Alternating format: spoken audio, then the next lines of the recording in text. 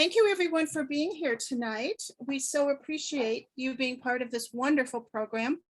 I'm going to turn it over to Clarence White from the Eastside Freedom Library to say a few words.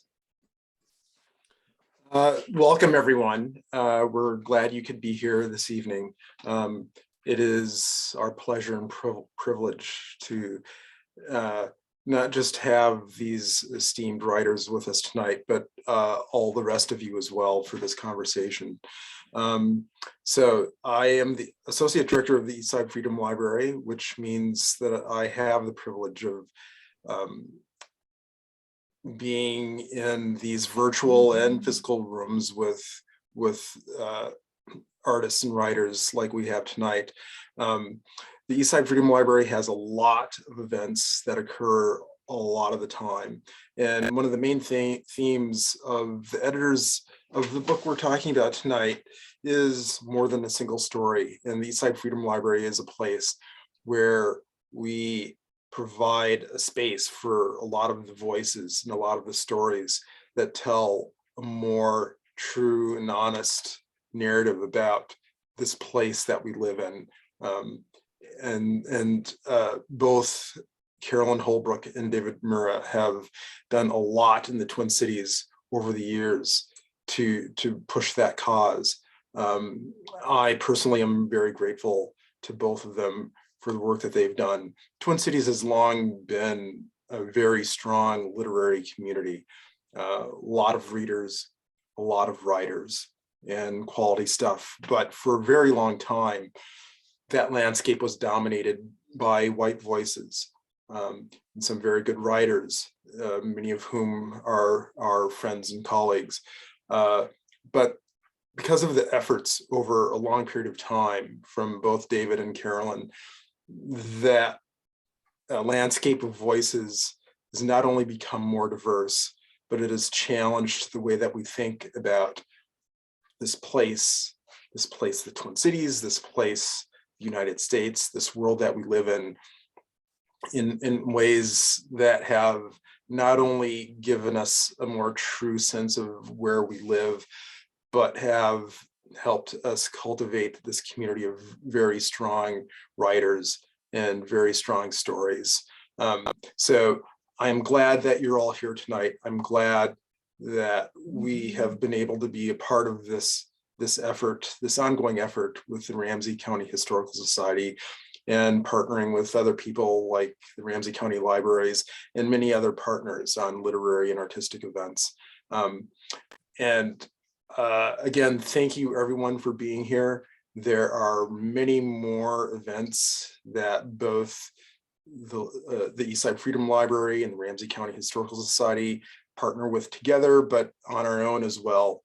Please take a look at our website. There's something going on all the time. So many things that it's hard to keep up with, but that is an embarrassment of riches, or as some people say, a happy problem. So again, throughout the evening, some of you may have questions. Put them in the chat. Hopefully we'll have time to get to most of them. And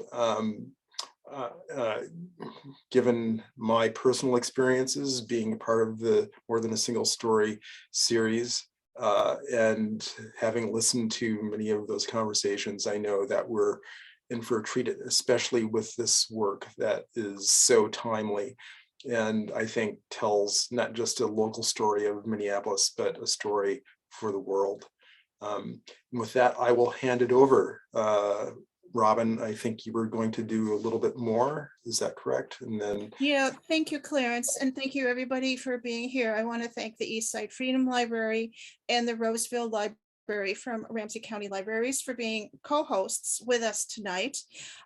Please consider supporting the Ramsey County Historical Society and the Eastside Freedom Library.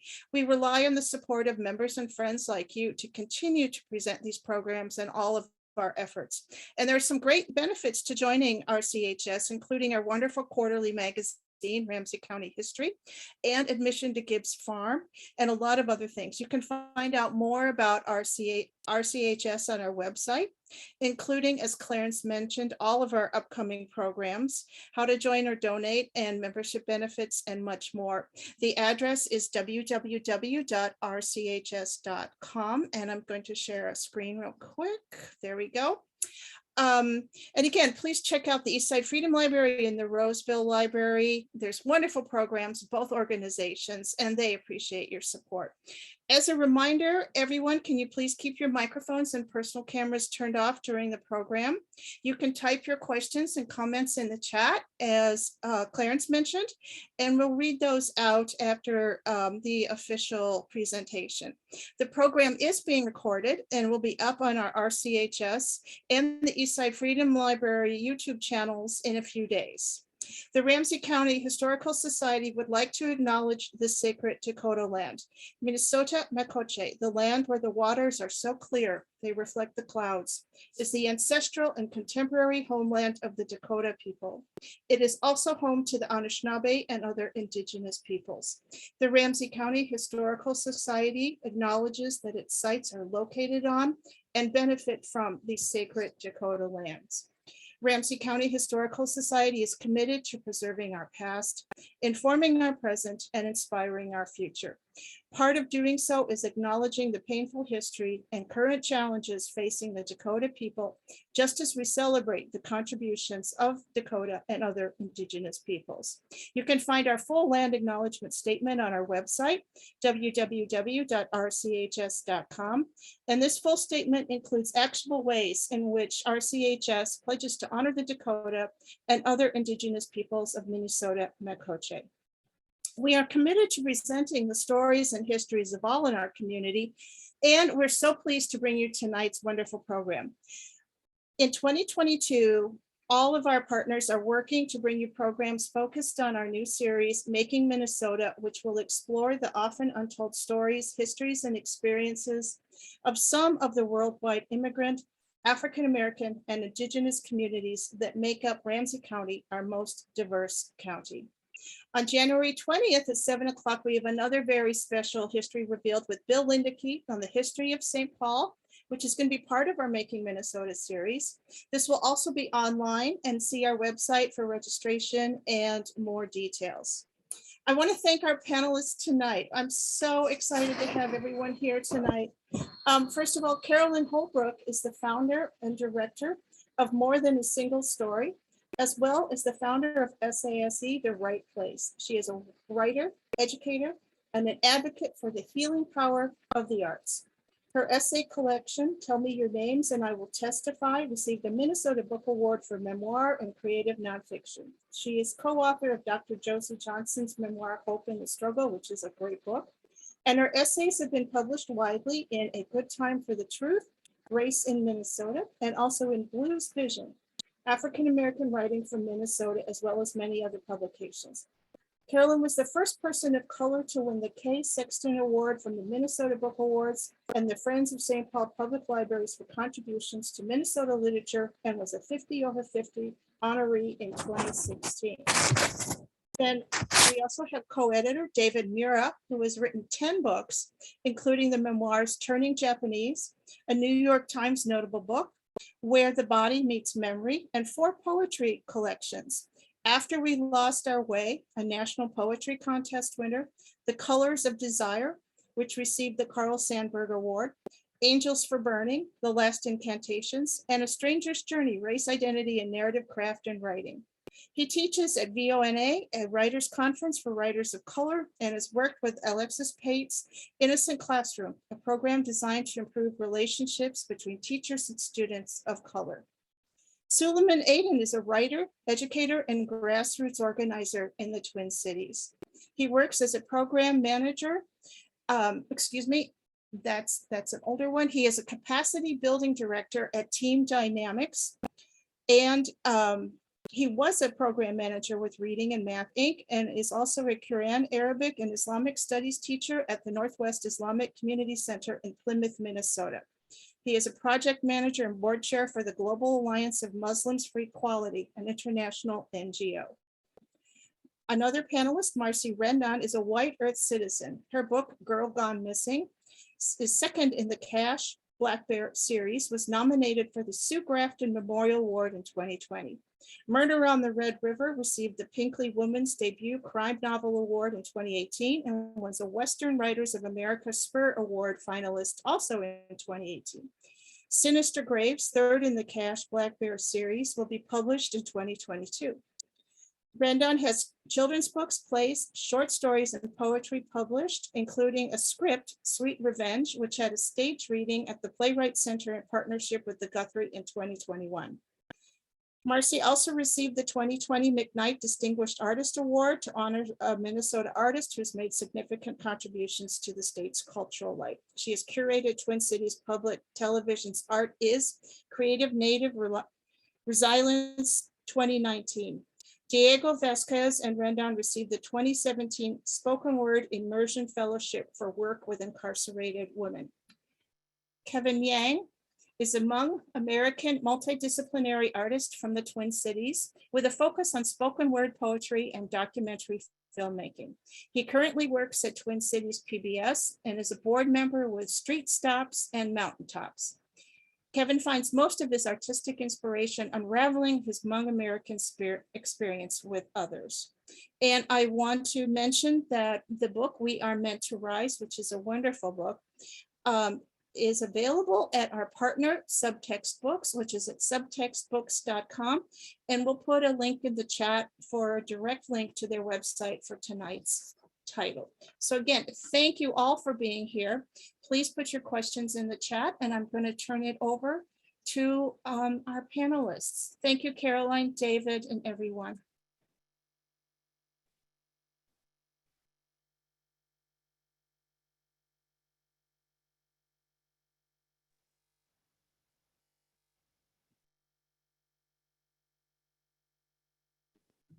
Carolyn, Caroline, you're you're muted. muted.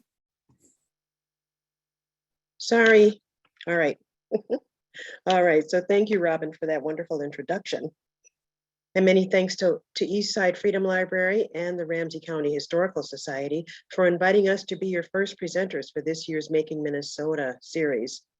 The essays and poems in We Are Meant to Rise certainly do explore some of the untold stories, histories, and experiences of our diverse communities. Thanks also to everyone who is here tonight to share this evening's event with us. Special thanks to the University of Minnesota Press for working with More Than a Single Story to publish this anthology, and to the 33 writers who lent their voices to this effort, including Marcie Rendon, Suleiman Adan, and Kevin Yang, who are with David and me tonight. More Than a Single Story is a Twin Cities-based conversation series where Black, Indigenous, and people of color writers and arts activists hold public discussions on issues of importance to us. Our goal is to provide a forum that strengthens our abilities to work together around cross-cultural understanding and to add to the discussions of empowerment in and for our communities. Please see our website, sign up for our newsletter, and keep up with our upcoming events, both around the book and our regular conversation series. I'm just gonna, our communications director just put our website in the chat. Thanks, Jua. We are moving into our 7th year now, and 2 years ago, I mentioned to my editor at the University of Minnesota Press that I'd been thinking about putting together an anthology to celebrate our first 5 years. And he loved the idea because, as Clarence White mentioned a little while ago, we've been having some very, very rich conversations. And we thought that, we could compile some of those and, get some of the writers who'd been involved in our first 5 years to participate in the writing of this anthology. And early in our history, I invited David Murrah into More Than a Single Story to develop and moderate conversations centering on the experiences of BIPOC men. And I am so honored that he also agreed to co-edit this amazing anthology with me. So again, our original idea was to invite writers who had participated in the first 5 years, but then the pandemic and the murder of George Floyd changed that. In the actual publication, we do experience the pandemic and the killing of George Floyd and its aftermath from the point of view of some of us who are grappling with those life-shattering events. But the book also contains essays and poems, excuse me, about loss, about family, about food culture, economic security, mental health, and other issues as well. The voices in our book reflect the variety of BIPOC writers in Minnesota, from authors with international reputations to newly emerging voices, and voices from many cultures, including Indigenous Dakota and Ojibwe, African American, Hmong, Somali, Afghani, Lebanese, Korean, Vietnamese, Japanese, Puerto Rican, Colombian, Mexican, transracial adoptees, mixed race people, LGBTQ people, and people with disabilities. So tonight, Marcie, Suleiman, and Kevin are going to read from their work in the book, and then we will have a conversation. But before we begin, David has a few words as well.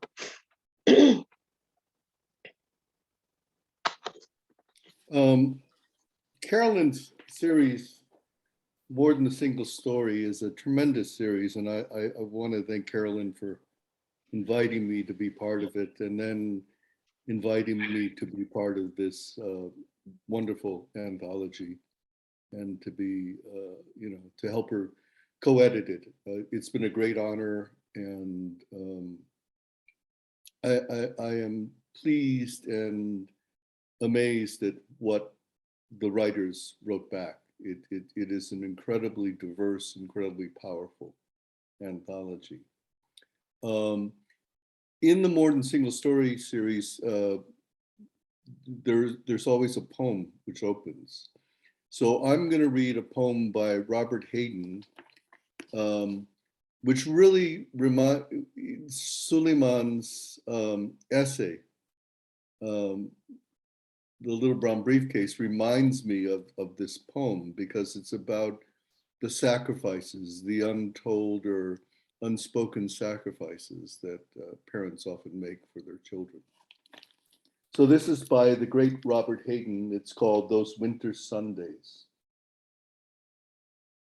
Sundays too, my father got up early and put his clothes on in the blue black cold. Then with cracked hands that ached from labor in the weekday weather, made banked fires blaze. No one ever thanked him. I'd wake and hear the cold splintering, breaking. When the rooms were warm, he'd call, and slowly I would rise and dress, fearing the chronic angers of that house. Speaking indifferently to him, who had driven out the cold and polished my good shoes as well. What did I know? What did I know of love's austere and lonely offices? I'm going to read from the introduction a little bit. And I think it's fitting that we're working with the Ramsey County Historical Society. So this is the end of the introduction, and it talks about history. And 2020, which is recorded in many of the essays in the anthology, this anthology is now a historical document. In their own ways, all the writers in this collection are witnesses to history, whether it be the more recent history of 2020 or the histories of their communities within the American story. Too often our American stories, when told from a single viewpoint, a viewpoint that diminished or occluded or silenced the history and voices of Black and Indigenous people, of people of color. In order to truly understand what we have been as a country, who we are now, and who we are becoming, we need voices like those of the writers here. Still, the question remains. Out of so many different voices, out of such diversity, how do we form a common vision? How do we come together to create a society that is truly democratic and truly just, that provides a space and opportunity for all of us to thrive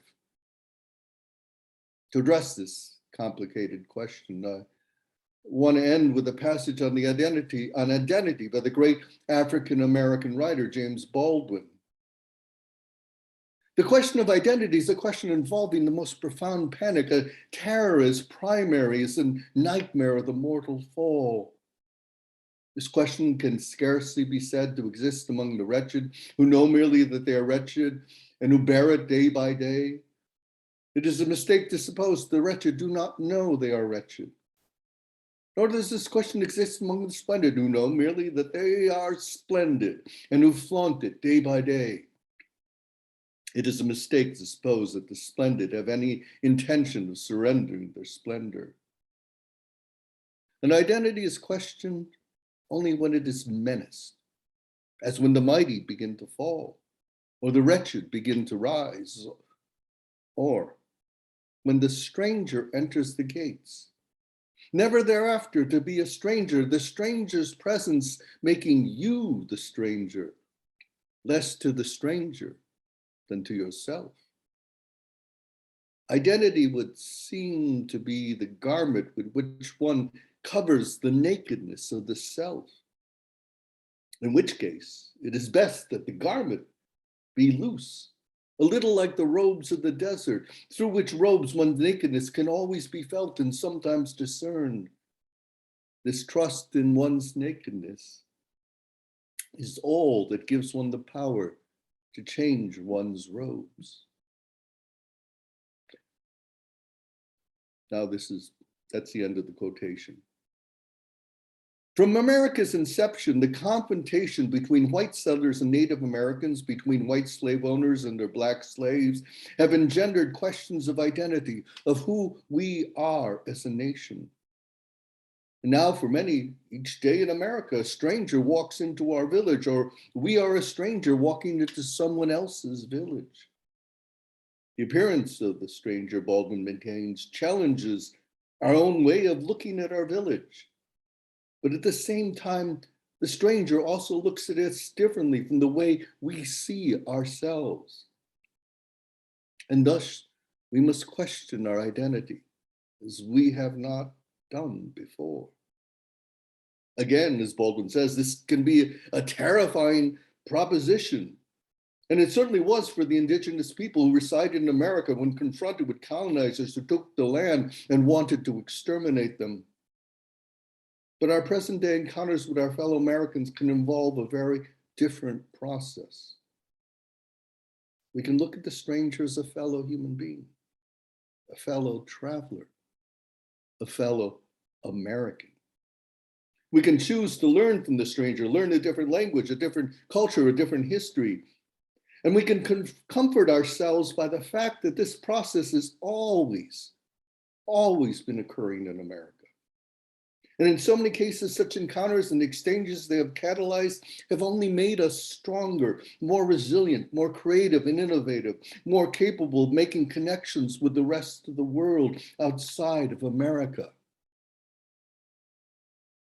That is, we let the stranger into our village, into our nation, and indeed, into our hearts. Several years ago, I was asked by The Nation magazine to write on Minnesota for an anthology of writers commenting on their states. Back in the 1920s, The Nation did a similar anthology, and Sinclair Lewis, the Nobel Prize-winning novelist from Sauk Center, wrote about Minnesota. In his essay, Lewis commented on the quote unquote, the strange new immigrants, the Swedes. Diversity is our strength. Each new speaker who becomes part of America is our strength. The writers in this anthology provide us with individual portraits of who we are, and in doing so, they can help us to know each other, our neighbors, our fellow citizens. The writers prove here we are indeed more than a single story. So now it's Suleiman who read. Yeah, Suleiman. We can find him. Yes, there you are. Hello, folks. Thank you so much, David and Carolyn.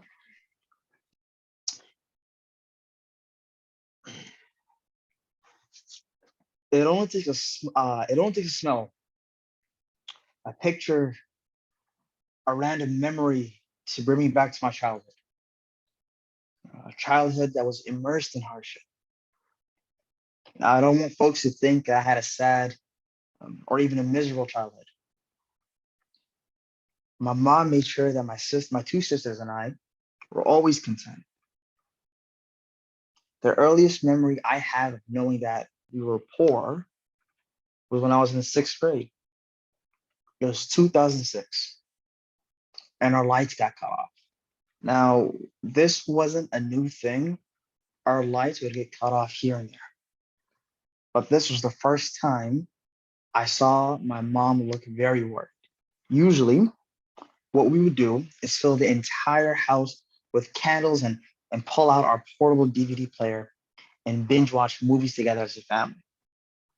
However, this time, instead of filling the house with candles, we gathered all the extension cords we could find in the house and connected them together, creating a snake-like cord throughout the house. We then went outside to the next door house that was not yet sold yet and still under construction, and found the outlet outside their house. Plugged it in, and instantly the house came to life again. I rubbed my hands together, trying to warm them. The leaves were beginning to fall. Autumn in Minnesota, my favorite season. I took a deep breath, walked back into the house through the back door. This instance was the first time I knew I was poor. This isn't to say that I wasn't poor before, just that now I knew I was poor. A strange feeling indeed, having such a realization in that matter. My mom is the most hardworking woman I know. A Somali immigrant. My mother worked as long as I can remember. Like many children who were raised in poverty, I knew the value of money early on. I was indoctrinated at a very young age. I was also taught about the system. Growing up, I knew about that system, or the system was that it made my mom stress out at the beginning of every month. Papers that she would frequently collect and keep safe. We children weren't even allowed to touch them. In a small brown briefcase under her bed, she kept those documents. It wasn't until I was much older that I understood that the entirety of our family's financial history and security was housed in that little brown briefcase. Now, as an adult, I too house all my financial records in a small briefcase under my bed. Now, did I do this deliberately, or did I spend so much time growing up seeing my mom's documents in that briefcase that I thought that financial security was only attained by the aid of a brown briefcase? I honestly don't know. I am still working to figure out what financial security means. Do I even qualify for this American dream? I think about this sometimes. How I will escape the clutches of poverty. Now, I don't mean I'm poor like many children of immigrants. Our goal in life was to go to college so we could have jobs that could provide for our families. You may have escaped poverty, however, poverty is still very much a part of your life. Something that I had not realized about living in poverty was the impact that it has on one's mental health. I think about the state of my mom's mental health, working nearly 7 days a week and raising 3 kids by herself. What her mind must have been going through as she had to calculate how she would use her EBT so she could stretch it throughout the entire month. What were her dreams like? Did she look forward to sleep as an escape from reality? Or did she dread it? She often told me that she was overwhelmed by financial hardships to recount dreams. Now imagine that. Imagine a life without dreaming, sleep, acting, only as a reboot to tackle the day ahead. Dreams are supposed to be one of the very few guaranteed experiences humans have, but they were a luxury for her. How do those like my mom do it? Those who came to this country with next to nothing and still have next to nothing. How do they find the will to continue on, knowing that it is a hole that is nearly impossible to escape from? How do they continue to be selfless and want to give more than they receive? Something my mom would say was, we have a home, food in the fridge, and love in our home. Should we not help those so they can have that too? To me, that was truly astonishing.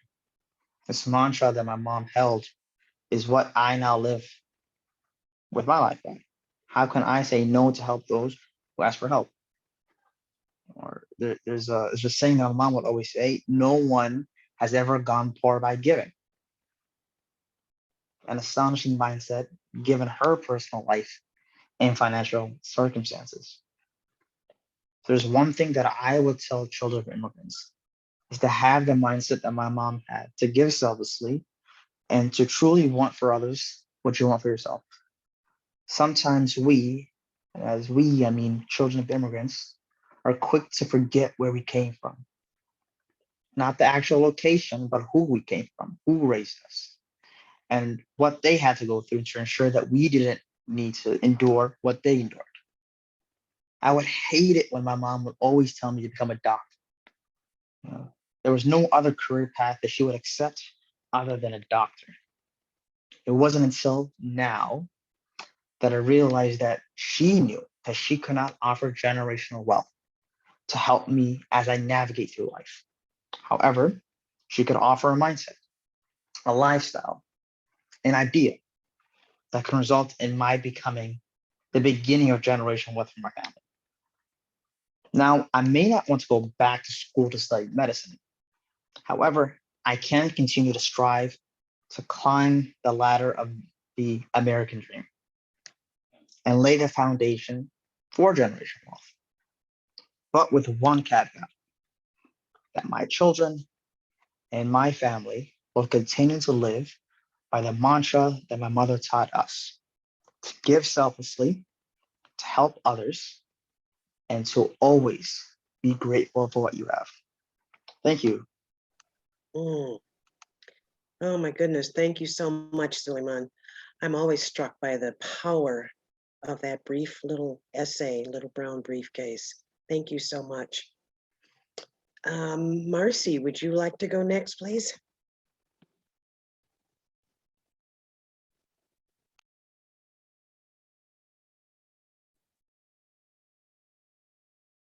Bonjour. Can you hear me? Yes, we can hear you. Okay. Bonjour, Awanakwe Indigenous Cause, Migazi Ni Dode, Gawababi Gani Kagandunjba. My Indian name is Awanakwe. I am Eagle Clan, and I am from the White Earth Nation in northern Minnesota.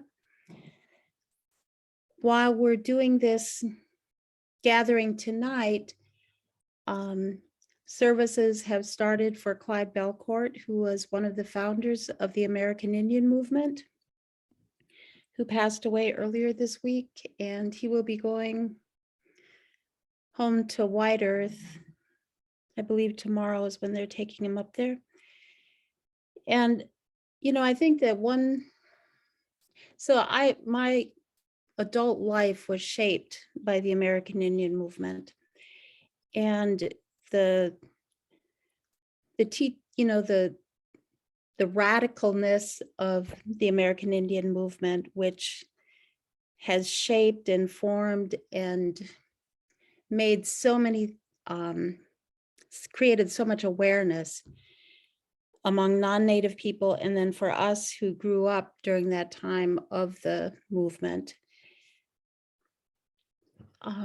You know, and I guess one thing that I want to say is that, you know, like AIM has always shown up for all people's struggles here in the Twin Cities. I remember when I think it was 28, I went to New York. It was the first time that I ever went to New York City. And I literally met people who did not believe that Native people still existed. They really had bought into that whole belief that we were all killed off. And I remember riding on the plane home and saying to one of the women who had gone with us that the next time I saw Clyde, I was gonna just give him a great big hug and kiss, because at least here in Minneapolis, Native people exist. And that's a direct result of the work that the American Indian movement did, continue to do. And, you know, Clyde was, he was the last of the founders. All the other founders of the American Indian movement have already passed on. So he's one of the last of the original ones. So I wanted to say that before I read the piece that I actually wrote for the book. You know, when George Floyd and the city was burning, and the, you know, like AIM showed up and Native people showed up, and that part of the city that burned is Indian country.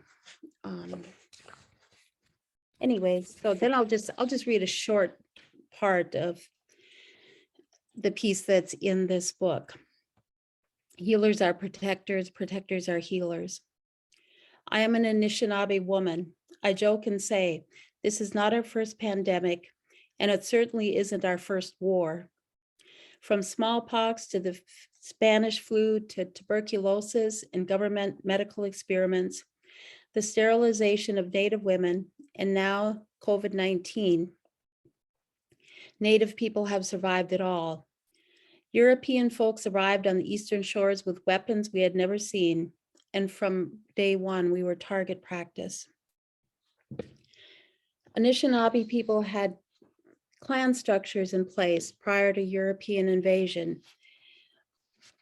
The clan systems assured the protection, health, and well-being of our people. This clan system for our people is centuries old. It existed prior to our Great Migration. It is told in story that the Anishinaabe people used to live on the eastern seaboard. An elder had a vision of food that grew on water, and he led people on a journey from the east to Madeline Island, where wild rice was found growing around Lake Superior. The people brought the teachings of the 7 clans with them. The 7 clans are fish, marten, bear, deer, crane, loon, and bird. If I remember right, Clyde is Loon Clan. In recent times, the eagle and wolf clans are also recognized. Cranes and loons are leaders, having different roles. Fish are thinkers and mediators. Martens are warriors. Birds are spiritual leaders, and deer are peacemakers. Bear clan are both police, protectors, and healers. The clans are kept alive by a living story, told in ceremony and community storytelling. Imagine a world where the police, the protectors, and healers are one. Miigwech. Yes, another powerful essay, and many, many thanks to Clyde Bellecourt and AIM Patrol. It was so wonderful to see them at the George Floyd uprisings. And thank you, Marcie, for writing this beautiful essay. Kevin Yang will go next. Good evening, everyone. Grateful for the two, for Suleiman and Marcie for sharing your stories tonight, and grateful for everyone for coming out tonight and listening to these stories that are so important. I'll be reading some excerpts for my story. The first time I read another Hmong voice in literature was in my 12th grade English class. We were in a unit covering The Things They Carried by Tim O'Brien, and my English teacher had the wherewithal to assign a reading that included voices that weren't just white. I remember reading a poem from the teacher's selection and feeling shook. I can't remember the name of the poem, but I remember how it made me feel. Reading Hmong words and Hmong experiences that resonated with me in ways no other piece of literature had ever done before. I immediately raised my hand and gushed on and on about how important the poem was to me. It was only about 12 lines long. The class moved quickly to the next subject, but after class, my teacher sensed how important this moment was for me and insisted that I read a book called Real Karaoke People by a Minnesota poet by the name of Ed Buckley. I remember taking the poems home and devouring them over and over again during Christmas break. The audacity of the language, the sharpness of the narratives, the voice I heard echoed in my head. It cut so deep and so close, hearing the complexities of what it meant to be a Korean American. I joined the speech team during my senior year of high school. The way that my category worked was I had to find a published poem that was about 7 minutes long and perform it. And the poem I chose was The Secret to Life in America by Ed Buckley, from the very book that I had just spent an entire 2 weeks consuming. I laid the poem out on white printer paper and glued it onto the back of thick black construction paper, and for weeks did everything I could to memorize the words, repeating the beginning lines over and over again. My brother sits me down and tells me the secret to life in America. I'm 12 years old when this happens. He grabs my shoulder and says, no one likes an immigrant. It reminds them when they fell down and no one was around to help them. For 3 months, I did my best to embody the poem at every competition I performed at. And in many of these competitions, I was the only person of color in the room, performing in front of mostly all white audiences in tiny rural towns across the state of Minnesota, performing a poem about a young boy trying to make sense of the contradictions of being Asian and an immigrant in this country. I remember searching for Ed Buckley on the internet and finding a video of him performing the poem and that I had spent 3 months just carrying. There was a certain rhythm to this poem that I would learn was called slam poetry and spoken word. I continued searching online for these new ideas and finding videos of other Asian American poets creating work that blew me away, like Bao Fi, Bo Xia, and Kelly Tsai. Their work was fierce, sharp, and such an authentic reflection of their identities, and I knew almost immediately that this is what I wanted to do. As an Asian American and a Hmong American, I find few opportunities to see myself reflected, not just positively, but authentically by mainstream media and literature. And it was a reminder of how important it is for communities to tell their own stories on their own terms. And it left me hungry to create my work and further tell my stories using this medium new to me.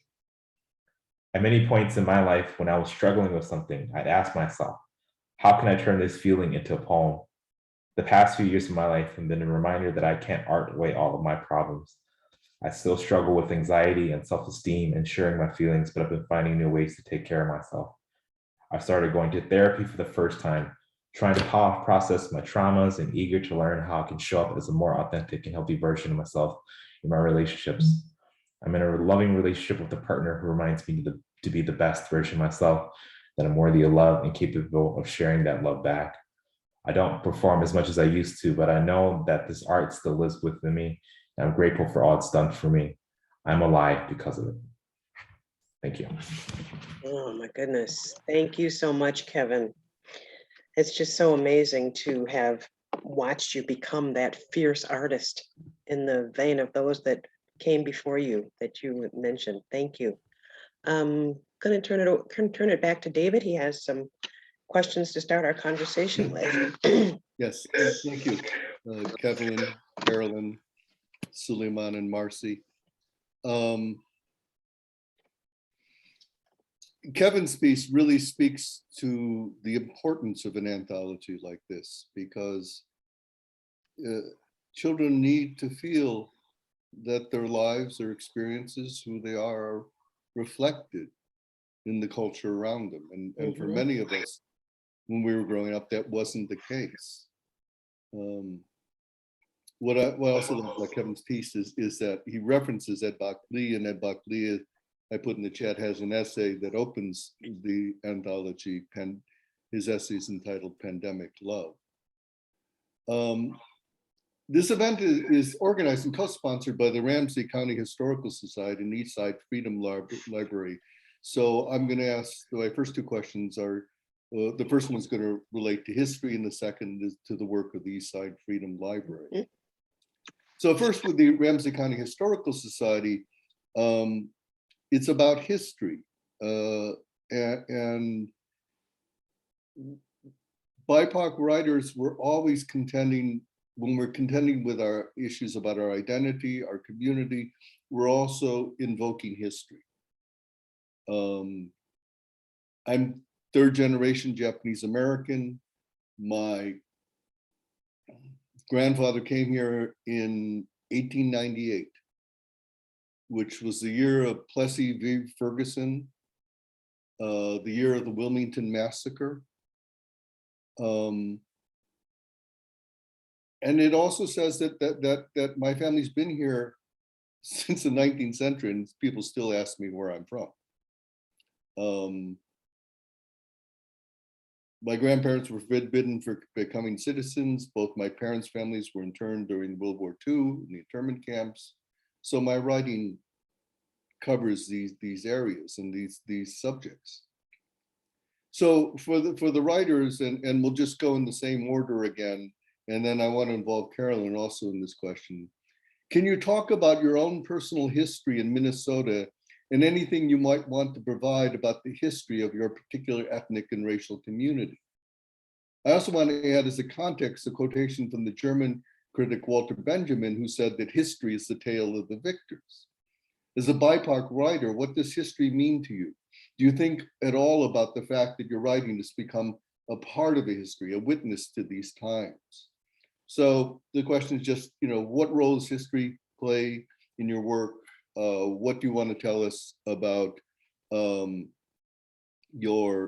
history of yourself and in Minnesota and the history of your community? So let's start with Suleiman. Hi there. Thank you, David.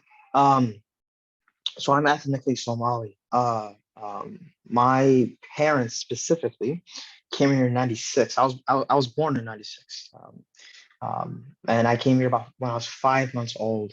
My story is very similar to a lot of Somali immigrants, where their parents or they themselves fled civil war, and found themselves in a refugee camp in a neighboring country, and then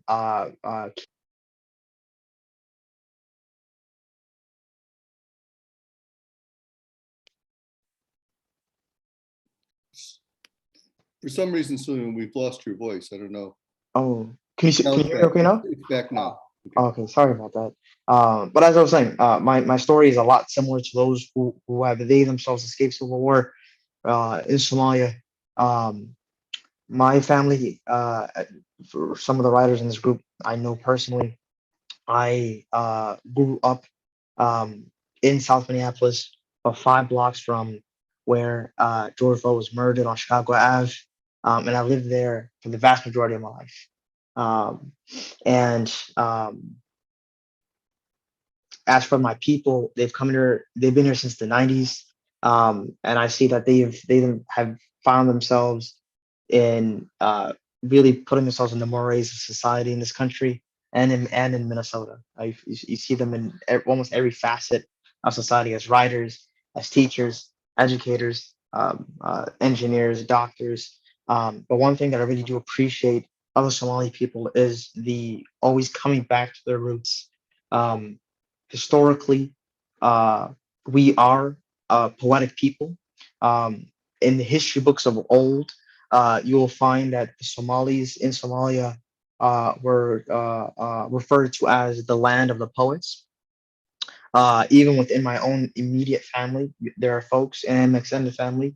We have folks back before the Civil War, war poets in Somalia. And it is not uncommon that at family gatherings pre-pandemic, that we would have folks give what in Somali is called gabe, but small poems from their favorite Somali poets or ones that they wrote themselves in the Somali language. Now, the youngsters may not know what the folks are talking about in those poems because it's in a vernacular or the vocabulary used in the poems are kind of high, not the everyday speak that we use, but it hits the heart nonetheless. The second part of your question, about what does history mean to me. As a Somali American myself, history is always oral. Till this day, there are archaeologists that are in Somalia trying to locate the written history of Somalis. A lot of it is not there because we pass down traditions orally, even till this day, from our elders to their children and children onward.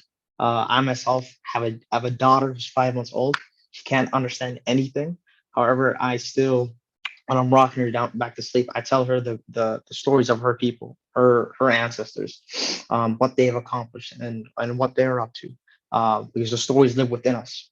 And then as for that last part, do I think about the fact that my writing has become a part of history, a witness to the times? I think it's a witness to those who are willing to see it. Just like a lot of things that are happening in the world around us, things are happening, injustices are happening. Some folks choose, make a conscious decision to be a witness for it, and others don't. And I think that's where us as writers come in. There was once a time when our writing was enough to speak volumes, but I think now it goes hand in hand. Our voice, our physical voice, in spaces like this, when we're able to actually put voice to the words, and coupling that with our pens, both have mights. Great, thank you so much, Suleiman. Marcie, you want to talk about this question, just your history in Minnesota, the history of your community? Yeah, and you just spoke so eloquently about Clyde Bellecourt and the witness to the history of AIM. So if you could just keep going, you know, and also because your essay is so much about history. So just say whatever you want here. Yeah, I mean, I sort of feel at a loss for words in general, just because this is such a, like the whole community at this point is aware of Clyde's passing, and there's, just a lot of sorrow, a lot of grief. I think what's important, as I listen to what people have read and what people have already said tonight, one of the things that I'm always conscious of is that when new immigrants, new people come to this continent, you're not taught whose land you're coming to. This is Dakota people's country, and the Dakota were exiled. People learn about Abraham Lincoln and freeing the slaves, but they're not taught that, right after issuing the Emancipation Proclamation, he ordered the hanging of the 38 Dakota down here at Mankato, and that it's still on the law books that the Dakota are supposed to be exiled from the state of Minnesota. So, like those things haven't changed. And then the people just aren't taught the history of what the attempted genocide for us as Native people. I guess one of the things that I was thinking too is that, like, there are no living victims of genocide, and I think that that is one of the powerful things that, the idea of sovereignty for us as Native people, that we're still here, we never disappeared. And it was our elders, it was, people who kept those stories alive and kept the teachings alive so that we would still have access to them today. I don't see my writing as like writing history. What I'm trying to do in my writing is write so that Native people see themselves, that other people see that we still exist, that we're not something or somebody in the past, but that we're here today. And for people to have just an accurate picture of who we are. Yeah, that's it. Thank you. All right, thank you, Marcie. Kevin? Great, thank you. I think about this question a lot. Oftentimes when I read about Hmong folks outside of the context of the circles that I'm usually in, there's always like a first paragraph that is tacked onto the article, or a paragraph tacked to the very end that gives a brief history of Hmong people in 50 words, and how many, in so many ways, about how striking that is.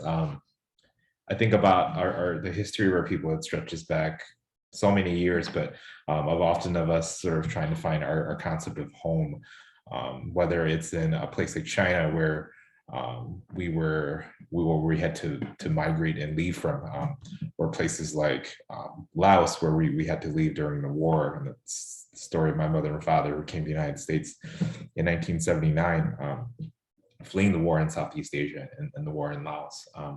I think about that often, and about how resilient we are, and about how movement has always been a part of how I understand our story, this constant search for home, and also this concept that we're making home wherever we stand. We're making home with each other, and I think there's something powerful about that. In terms of the Twin Cities, I like you shared, Suleiman. I grew up in South Minneapolis. I've lived here for the first 12 years of my life, and actually not too far away, also from George Floyd Square. And I moved up to the northern suburbs when I started middle school, and I talk a little bit about that in my story. But when I started college, I went to school in St. Paul, and I think that's significant in my understanding of being Hmong, because it was one of the first times where I was surrounded by a community among folks who were artists, politicians, regular Hmong folks, but just I found a community among folks and really re-understood my identity as a Hmong person in a really powerful way, and I'm really grateful for that, and really expanded how I understood what it meant to be Hmong. But in terms of history, art has always been such a large part of how I understand history. Hmong folks have been, like Suleiman shared too, the oral tradition has been such an important part of how we share our history for one another, telling stories. Traditions and practices like Kutsia and Baho have always been ways of us sharing our past and our histories, even the clothes that we wear, our beautiful textiles, things like Bando. Legends say that that's our text, our language, our alphabet written right into our clothes, so that we could keep it alive during these moments of migration, of conflict, of survival. And I find a lot of power in that as an artist, trying to see my art as a part of that process. So I really keep that alive too, in the work that I do. As a documentary maker too, I find I'm really interested in these, in this concept of, well, oftentimes, especially with young people, we often see history as this thing that's really far away from us. But we carry living history within us too. And I find a lot of strength in that, especially when I think about my own history growing up, and about these moments of survival that were different from the moments of survival that my parents had to go through growing up. But there were moments of survival nonetheless, surviving racism, surviving poverty in this country, and the difficulties, but also the moments of joy, of humor, and creativity that we had to figure out in order to survive. And I think a lot of my art centers around that. So I think that's my answer to the question. Thank you. Carolyn, you want to talk about history in your piece and your work? Yeah, I think it's pretty well known that African Americans have lived in Minnesota at least since the 1800s. The first known Black man to live in Minnesota was a man named George Bunga, who was a fur trader and was married to an Ojibwe woman, or his mother was Ojibwe rather. My family, as far as I know, has been here since about the 20s or 30s as part of the African American Great Migration. And we've mostly lived in Minneapolis, though some of us still do live in St. Cloud as well. Most of my family lives in South Minneapolis. again, like Suleiman and Kevin, we grew up right around the George Floyd Square. Some of my family also lived in the Seven Corners area. My cousin, Dr. Joseph White, known as the father of Black psychology, was one of the first Blacks to graduate from De La Salle High School. My stepfather was the first Black auditor for the Minnesota Department of Agriculture. He was also a jazz musician. And together, he and my mother opened several beauty salons and the first and only African-American beauty school in the state of Minnesota. My mother actually started the cosmetology program in the Minneapolis public schools that's still going on today. As a writer, I want these histories that we're hearing tonight and the histories, the stories of Black people to be known in the forms of literary writing as well as the wonderful historical writing that people like Dr. Bill Green and other historians and sociologists are writing. So I'm always just grateful again and again for our being able to publish this anthology and and some of the other writings that are coming out that are, do I want to say more accessible than academic writing? So I'll stop there.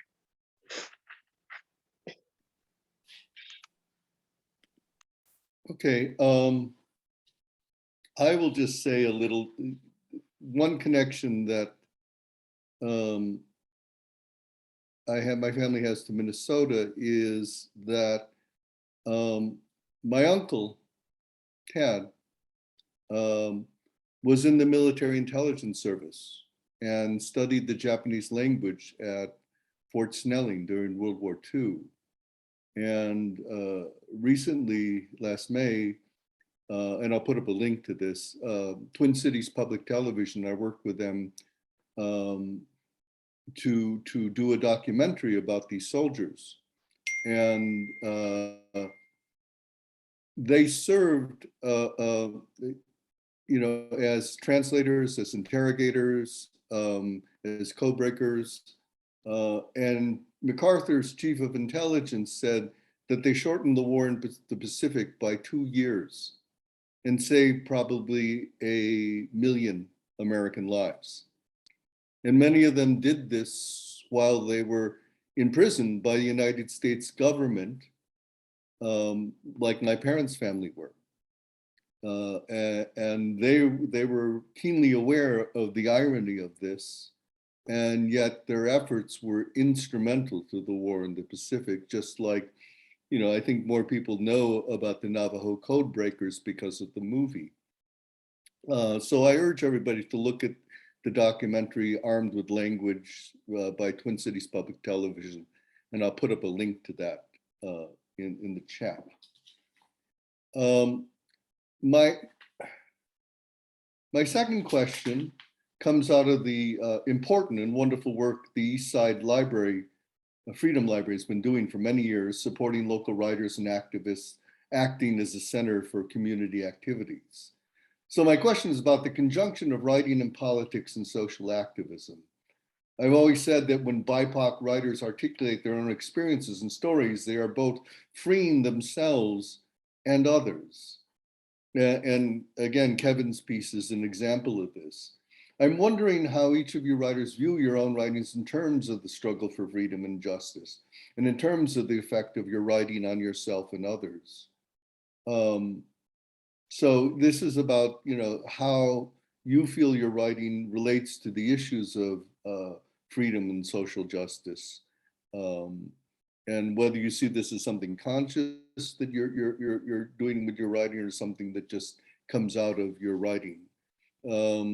So let's go reverse, and I'm going to ask Carolyn to speak on this first.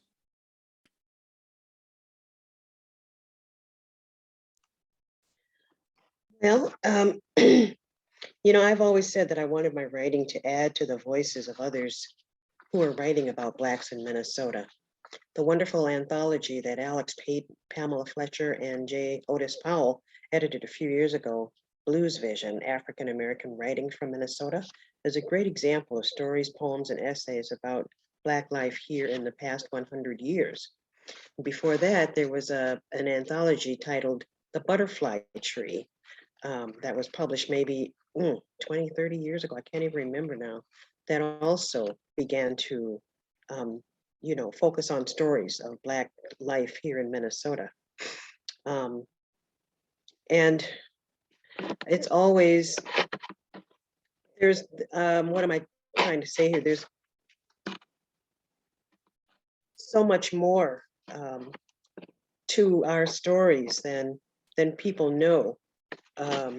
And it's just, for me, just vitally important that we continue to tell our stories, and not only for the public consumption, but also for the way, the healing power that they have on us to be able to write and tell our stories, whether it's in poetry or memoir or songs or fiction or documentaries, or however you do it. So yeah, it's and I want to also thank the Eastside Freedom Library for the work that you are doing to bring all these stories forth. I'll stop there. Okay, Kevin, you want to go? Yep, absolutely. I once again I write about this in my book.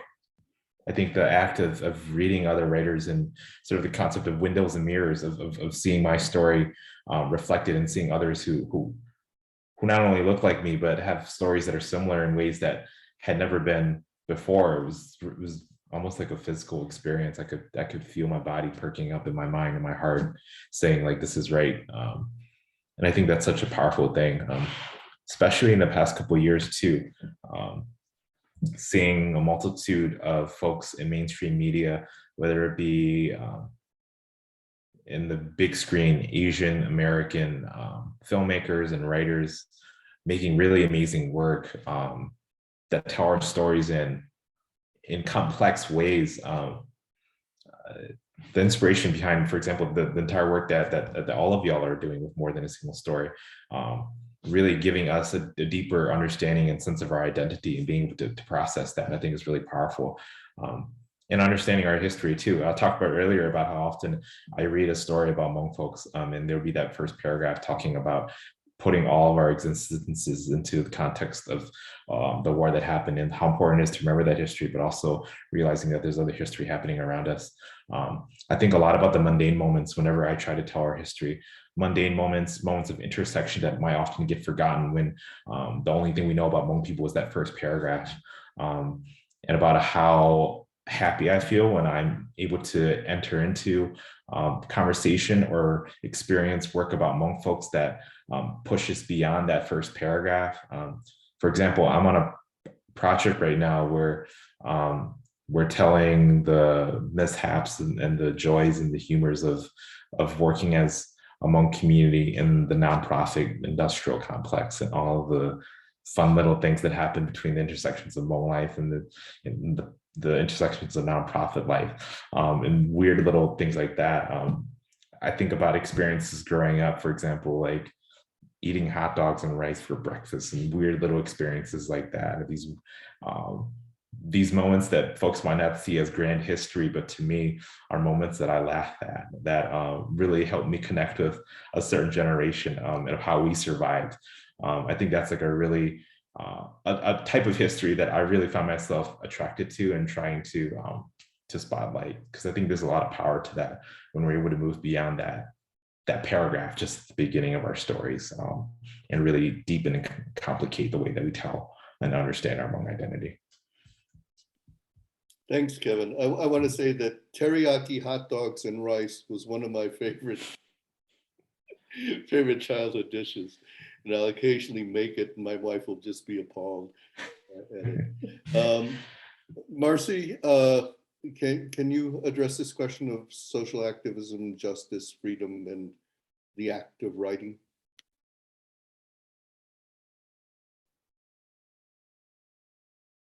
Well, I want to echo what Carolyn said about appreciating the Eastside Freedom Library, and that place being a place where voices can be heard and put out into the larger community. The way that I think and the way that I was taught is that as a Native person, my existence is political. The fact that I exist is a political statement. The fact that I exist, it's a spiritual statement. And that anything that we write, anything that I write is, political and spiritual. Mostly what I'm trying to do is, like when I write, my audience is the Native community. And, I hope that other people enjoy it. I hope that other people learn something from it or whatever. But my real goal is to be like a conduit or a mirror for other Native people to see themselves and and that we exist in the present. I guess that is just such a key piece of everything that I try to do, is that we are here. We never left. We never disappeared. Yeah. Thank you. Thank you, Marcie. Suleiman? Hi, yes, thank you so much, David. One point that comes to me time and time again, I mentioned this in previous discussions, is by a quote from a book by Matthew Desmond called Evicted, that towards the end of the book, he mentions that it takes an average about 10 generations to escape the cycle of poverty. And then when I read that the first time, I immediately felt hopeless. And so did a lot of folks that I know who read just that statement. And how it relates to my piece is that not only for myself, but folks in my family who want to see, living in this system called poverty, trying their best to itch and climb their way out. But this system that was created to hold them down, time and time again, closing that door, locking that door, barricading that door if they want to escape from. Every time I reflect upon it, every time I reflect upon their struggles, I reflect upon that quote, that statistic. I personally turned to writing. For me, thinking about my childhood, growing up in poverty, thinking about what I went through, what my family goes through, what I still go through. For me, writing is the only way that I was able to articulate, or I still am able to only articulate how exactly I feel. And being able to not essentially share the stories of those who can't speak for themselves, rather giving them the microphone so that they can share the stories for themselves. That's why for the past few years, I've been holding free workshops, free classes for inner city kids from the same neighborhood that I grew up in, to write about the experiences they go through. That not essentially, like I mentioned before, it's not that I'm the one writing their stories. Hey, Jimmy's going through this, Derek's going through this, Wayne's going through this. Rather, it's, hey, you want a platform to write, you want to have the necessary tools and experience and know how to write. Here, come here, I'll teach you, and you tell your own story. So when you had asked about freedom and justice, I think there's nothing really free in this country.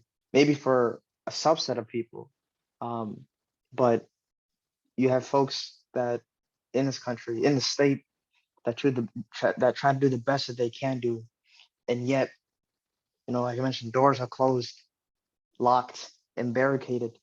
And writing is really the only way for them, first and foremost, a self-soothing, therapeutic way to speak about any injustices that they feel like they may be going through.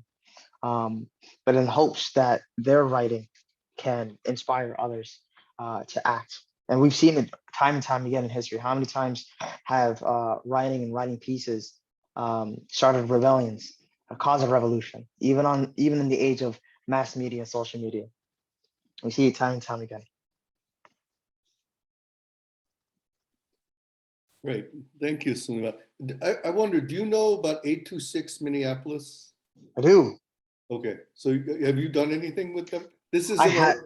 826 Minneapolis, let me explain, is an organization which does creative writing and tutoring for marginalized populations, and it's located right in South Minneapolis. And Yeah, yeah. Yeah, I personally haven't had the privilege to work with them. I want to, but the work that I do is really just from the connections that I have with the families in that neighborhood, that they know that their kids want to be writers or want to give them a healthy outlet. And Well, then that's I've been great. doing. I'm going to connect you by email with my daughter Absolutely. because she runs 826 Minneapolis. Oh, sweet. So I'll connect you by email. Sweet. So Thank you. She would love to have you Thank working you. with the kids. Yeah. Yeah. All right. Now we're going to entertain. I had another question, but we're going to entertain questions from the chat. So if you have questions you want to ask any of these writers, please put it down in the chat. And I think Robin or Peter are going to read us the questions. And let's just say whoever wants to answer the question first, just begin to speak, and people will. Let's do more of a discussion type, a free flow. So Yeah, the first thanks, question? David. Yeah, the first question was sent over, and it was from Nabila, who said, how do we address hypocrisy, lapsing kindness, and waning respect in the society we live in? Anyone want to answer that? And how have you addressed that in your writing, perhaps?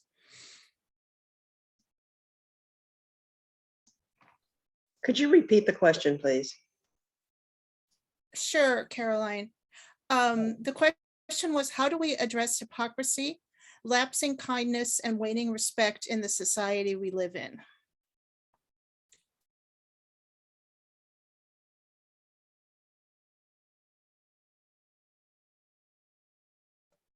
Anyone want to address that? Well, I'll start. I think hypocrisy, as writers, we're trying to write the truth. And obviously, sometimes it's a subjective truth that we're writing about, but it's the truth of our experience. It's the truth of how we view the world. And those truths run at odds many times with the way America has told the story of America. I have a book coming out next year, which is entitled The Stories Whiteness Tells Itself. And it's about racial narratives from the white perspective and the Black perspective, both in his history and fiction.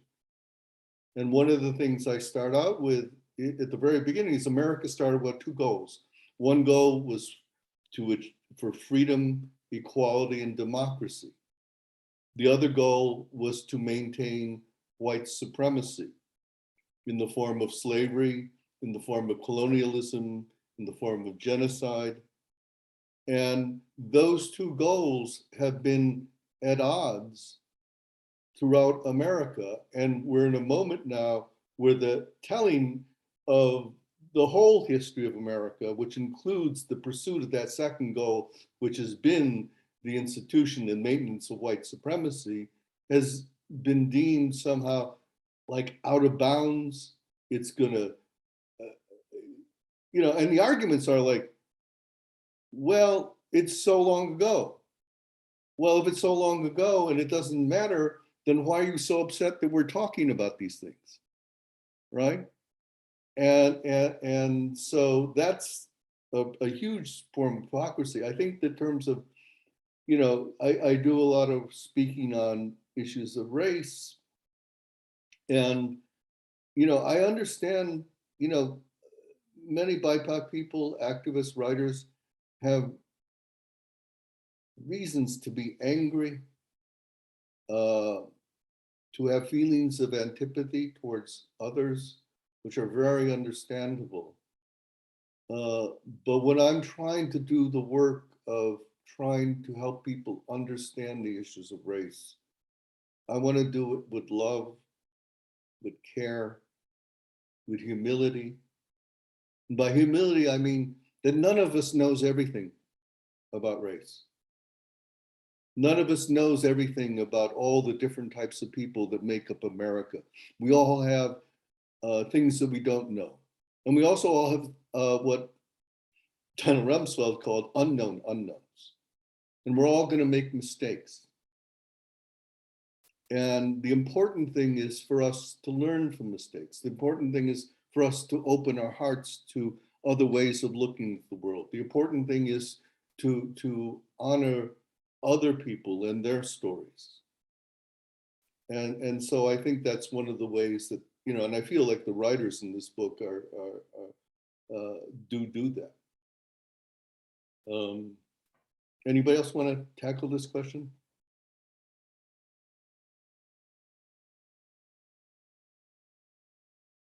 Okay, thank you, David. That was wonderful. Thank you all for sharing. There was another question, and was lightly addressed a couple times, but if anybody wants to answer this one, how does spirituality affect your story? Is spirituality a unifying force among different peoples, or does it divide people based on their distinct belief systems?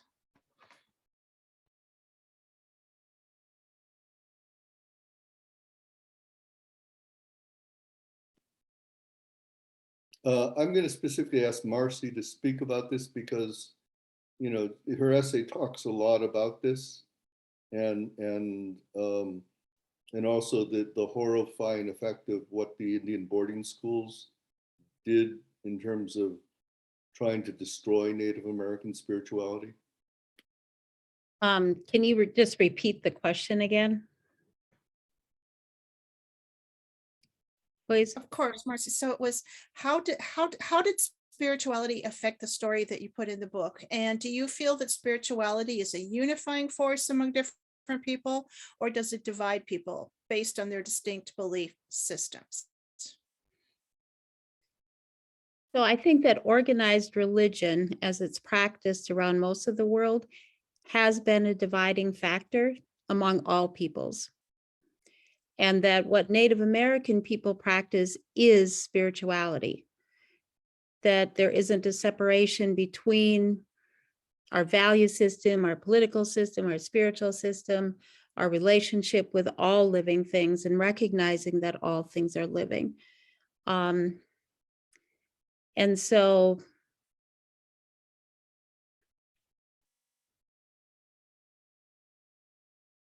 if people have an authentic spiritual practice, it's a unifying thing.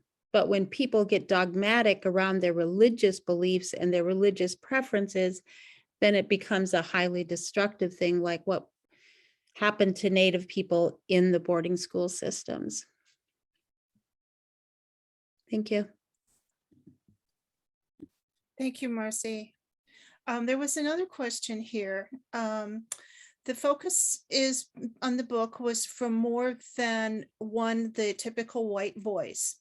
For the writers, has there ever been a time in your life when you've been able to write without the conscious or subconsciousness of being an other voice?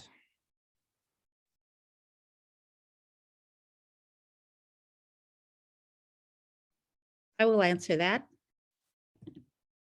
Or I'll start to answer it. I mean, I think that the question is skewed.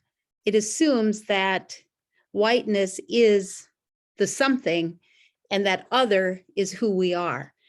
And I'm not another. I am an Anishinaabe woman. And yeah, that's my answer. I would also kind of like to hear Suleiman, Kevin, and Carolyn also speak about spirituality, because I even though we had this other question, because I think it's important because each of you comes out of different spiritual traditions in your writing.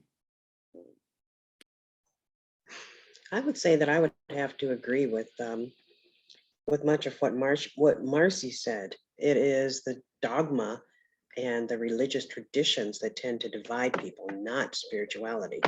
When people who are,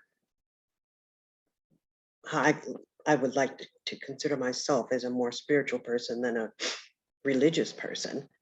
We're thinking about unifying and trying to bring people together with love and joy rather than, you know, my God is better than your God. And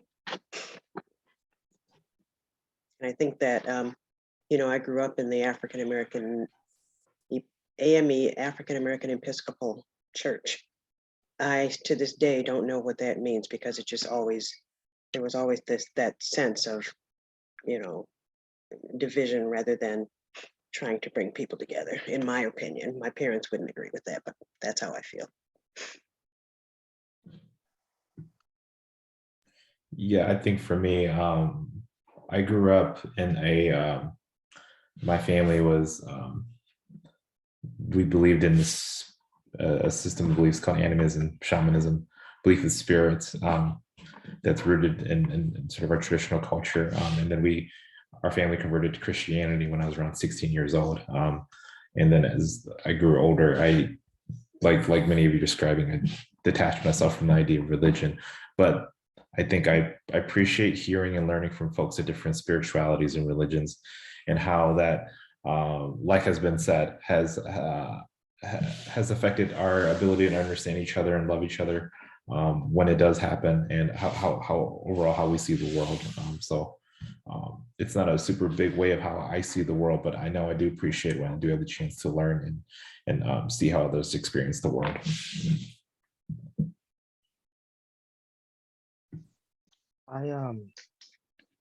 So I'm a teacher at a mosque, at a masjid, and I have been for years.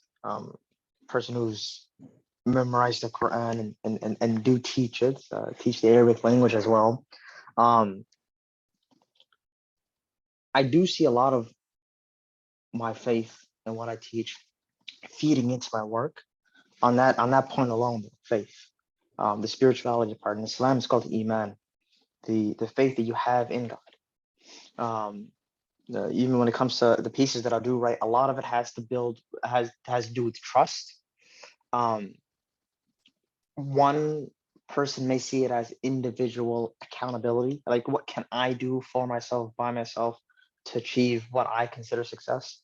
But as Muslims, as myself, it's you rely entirely on God. You do what you need to do to succeed, but also know that your reliance and your resilience should be with God and God alone. So when I do write about things that some may see as maybe sad, I do so with a caveat and the understanding that there is one, even if I have no one physically around me, that I do have something that I can still lean on. And that's how that spirituality feeds into my own writing. Thank you. I want to address, from my own point of view, the issue of writing as an author. There are certain points of what I'm dealing with as a writer where I'm dealing with the history and the effects of the history of Japanese America. But the other thing that I often do is, especially in certain types of writing, is I'm writing to my own community. And Toni Morrison wrote to an African American community. I mean, she was aware that white people would judge her work, but she was writing to the African American community. And as she says in Playing in the Dark, you know, when I'm writing about Blackness, I can't write stereotypes because I know Black people, I know Black life, and you know, and so I'm addressing my Black readers without any sort of interlocutor, any sort of barrier. That's the one gift of writing. And I often tell my writing students that part of your work needs to make whiteness smaller, the voice of whiteness smaller and smaller inside yourself. I also tell them, don't give power to people who do not see you. You may have to contend with people who don't see you, but don't give them power. And that is one of the keys, I think, to being able to own your own voice. And at times, you know, because there are times when I'm writing and I'm trying to convince other people or to tell other people or to explain to other people, but you can also write to people in your own community. You can write to your own family. And one of the things I tell my students who are writing fiction, I said, you know, you can write your fiction, even if you're doing third person, you know, voice, the narrator can address the story to anybody. That, you know, as you can tell the tale in a way which you're writing to a general audience, but you can write the story and the narrator can tell the story to the community that you're part of. Junot Diaz does this in The Brief Wondrous History of Oscar Wilde. And you can even write a fictional story where the person is telling it to someone in their family. And obviously, if you're writing this, telling about a story to somebody in your family, you're not going to be conscious of whiteness. You're going to be conscious of the person in your family. And there is what I call an economy of explanation. Because if you're writing certain things to people in your family, you don't have to explain it. You don't have to do, if a Hmong narrator is writing to another Hmong about a Hmong story, they don't have to do that 50-word thing that Kevin talks about.